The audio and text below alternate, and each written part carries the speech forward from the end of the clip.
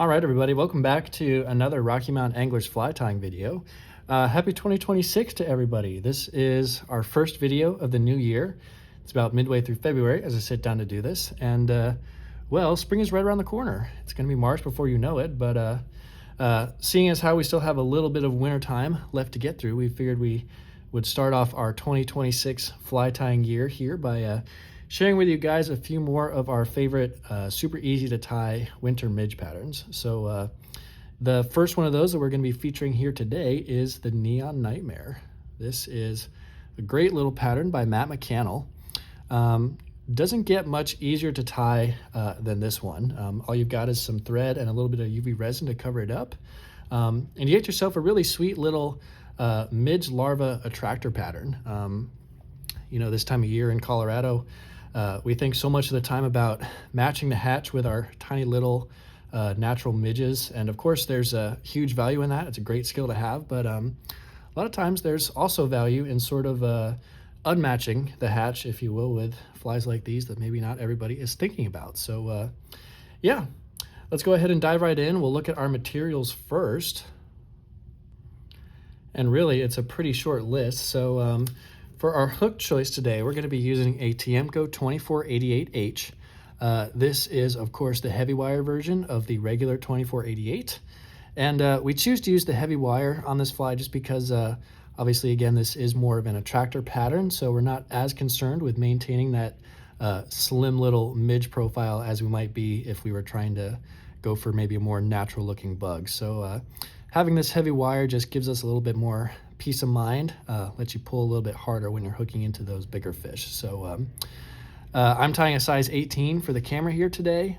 Typical size range on this fly is going to be an 18 down to a 22. So it comes together easy enough that I would just say there's no reason not to tie up a few in each size, just to have them on hand for you know, whatever situation you find yourself in. Alternative hook options, obviously you can use the 2488 if that's what you have, the 2487 as well with the down eye. The Umpqua U201, the Fulling Mill Tactical Midge, those are also good options for you. So yeah, moving on to our threads, which are going to make up the body and the ribbing on this fly. I'm going to be using one spool of fluorescent pink UTC 70 today, and another spool of 14-aught Vivus in white. You might be looking at your screen right now and wondering why I'm using two different kinds of threads, and there's really no good reason other than the fact that I don't have a spool of white UTC. I sort of realized that as I was sitting down to do this, and you know, I guess it is what it is. Normally you would just use UTC 70 for both spools on this one, but it doesn't matter too much. Vivus 14-aught is another nice flat thread, which is really what's important here. So that's what I'm using today. This one is going to be fluorescent pink, which is one of the standard ribbon colors. The other one being fluorescent orange. So super easy just to get another spool of thread and get this fly in two colors going. So yep, and then finally, our last material is just going to be some UV resin. Today I'm using this Solares Bone Dry Clear. Big fan of this one, especially for this sort of application because of the built-in brush applicator in the cap, which you'll see later. Just makes it super easy for applying it to little flies like this. So yeah, that's going to be it for the materials. It's a pretty short list of goodies for you guys. And yeah, let's go ahead and start tying this up. So I'll go ahead and get started here with a new hook in the vise.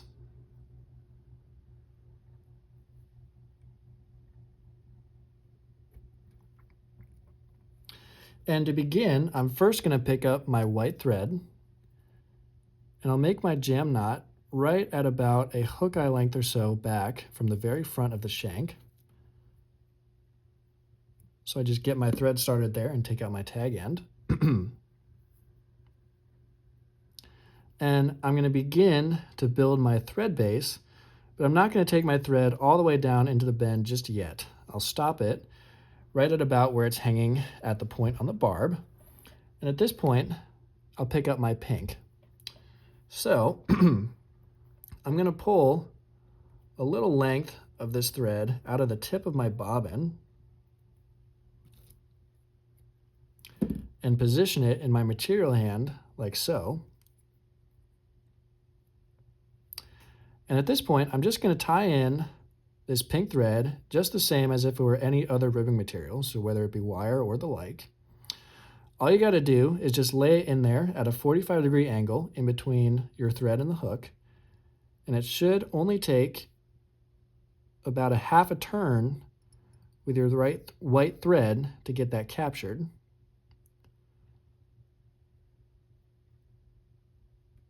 And I just carefully pull it down to length.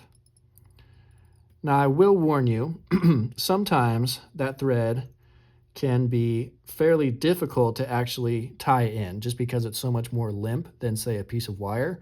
And the trick to that, you might have seen, is to actually ease off the tension on your thread hand and just be really gentle with it. That makes it much more easy to actually capture. So once I tied that in, I just am wrapping down over it into the bend, and I'm going to stop right here at about the midway point, which is where my body is going to extend to.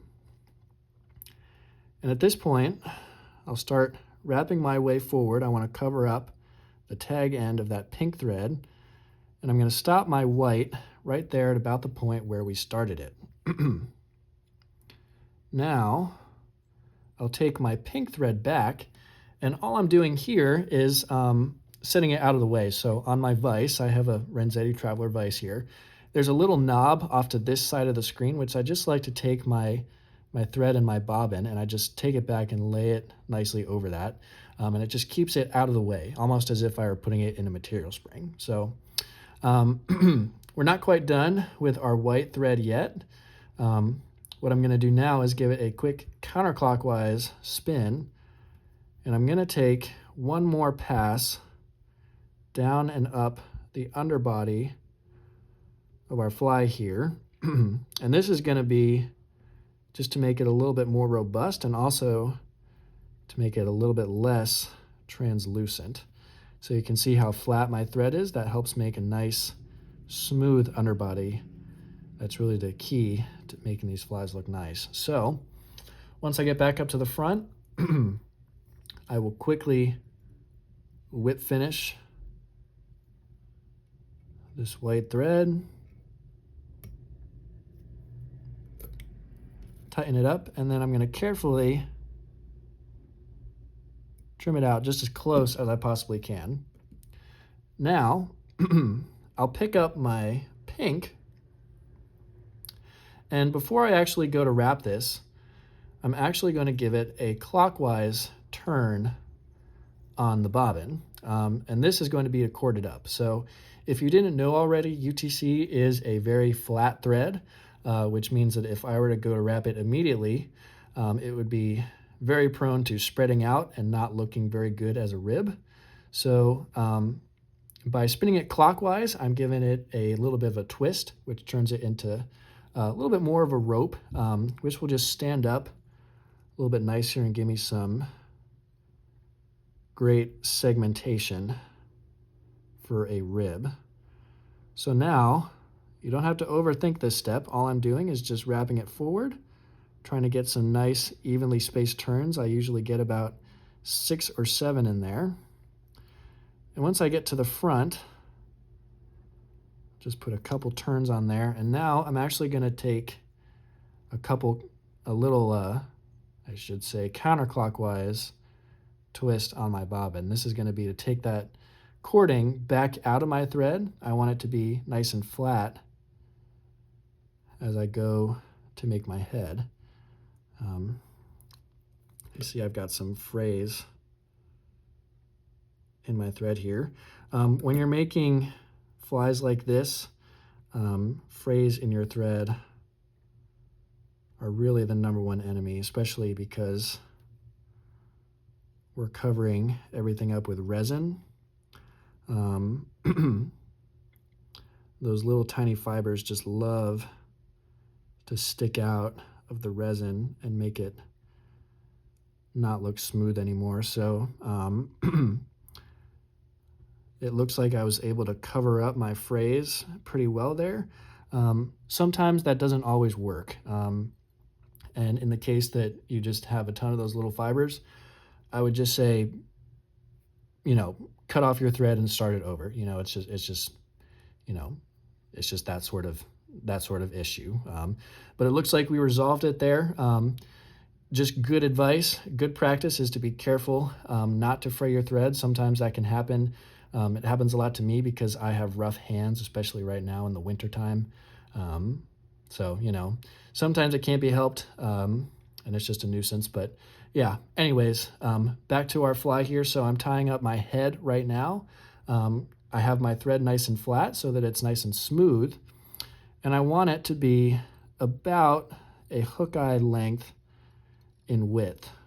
So I'm just building it up a little bit. And I want it to be somewhat pronounced. I don't like it to be huge by any means, but I want it to be, a little bit more noticeable than just the rest of the body.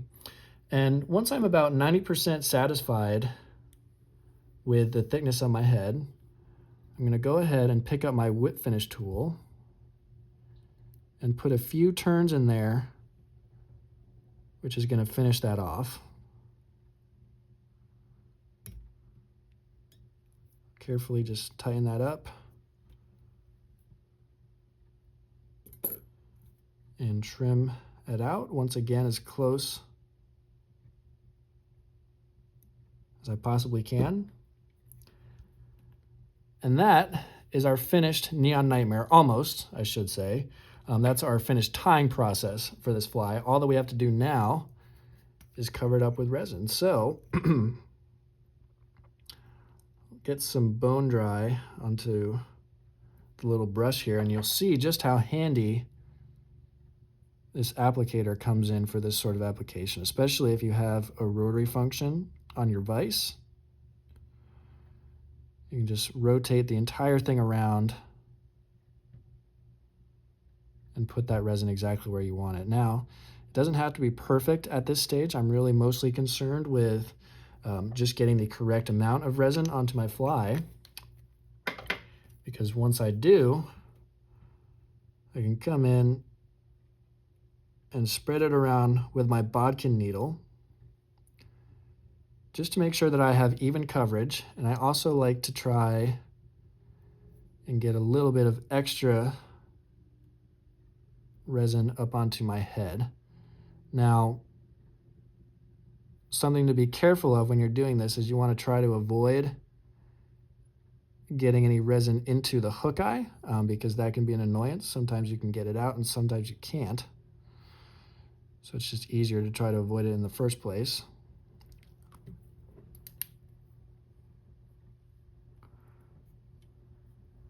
And once I get it to where I want it, I'll start to cook it. So I hold my lamp far away at first, and then I slowly work it down towards the fly. And I'm rotating it all the while to make sure that it gets cooked all the way around.